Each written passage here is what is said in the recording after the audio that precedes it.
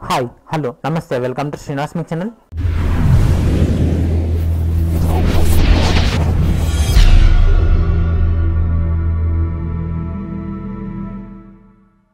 ఈ రోజు మనకు ఏపీపీఎస్సీ నుంచి త్వరలో 14 నోటిఫికేషన్ రిలీజ్ చేయబోతున్నట్టు, అదేవిధంగా 1521 పోస్టులను భర్తీ చేయబోతున్నట్టు ఏపీపీఎస్సీ చైర్మన్ అయినటువంటి ఉదయ్ భాస్కర్ గారి ఇన్ఫర్మేషన్ అయితే ఇవ్వడం జరిగింది.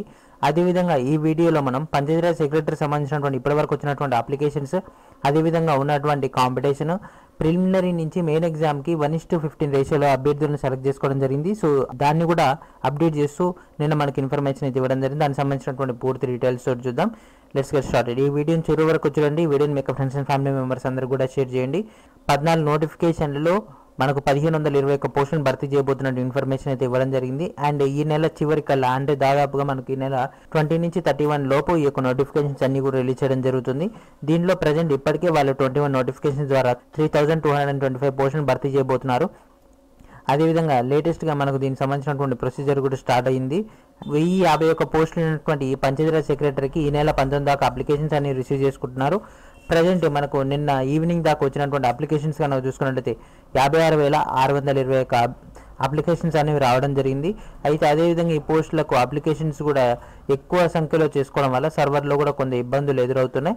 ఎంత వీలైతే అంత తొందరగా చేసుకోవడం ద్వారా లాస్ట్ మినిట్లో ఎర్రర్స్ అనేవి రాకుండా సాల్వ్ చేయొచ్చు. సో ఎంత వీలైతే అంత తొందరగా అప్లై చేసుకోవడం బెటర్ అని వీళ్ళు ఇక్కడ ఇవ్వడం జరిగింది. అదేవిధంగా సో ఓటీపీఆర్లో ఫస్ట్ మీరు రిజిస్ట్రేషన్ చేసుకోవాల్సి ఉంటుంది. ఓటీపీఆర్లో రిజిస్ట్రేషన్ చేసుకున్న కోడ్ని వీళ్ళు మర్చిపోవడం వల్లనే ఇంకా సమస్యలు ఎక్కువ వస్తున్నాయి.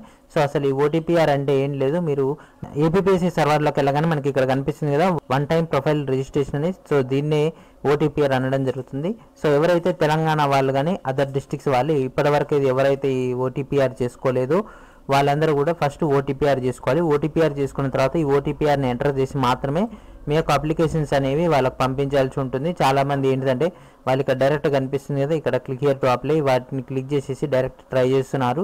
And most of the candidates వాళ్ళు ఎప్పుడో ప్రీవియస్గా చేసినటువంటి ఓటీపీఆర్ అనేది మర్చిపోవడం వల్ల కూడా వాళ్ళ ప్రాబ్లమ్స్ అనేది రావడం జరుగుతుంది. అండ్ మనకి ఇంకో అప్డేట్ కనుక చూసుకున్నట్లయితే గతంలో ఒక పోస్ట్కి 1:15 రేషియోలో మెయిన్ ఎగ్జామ్కి రిసీవ్ చేసుకునే వాళ్ళు అయితే ఈ యొక్క కొత్త కట్ ఆఫ్ మార్కును కూడా మనకు డిసైడ్ చేస్తున్నారు యాజ్ పర్ ద పోస్ట్ని బట్టి, అప్లికేషన్స్ని బట్టి.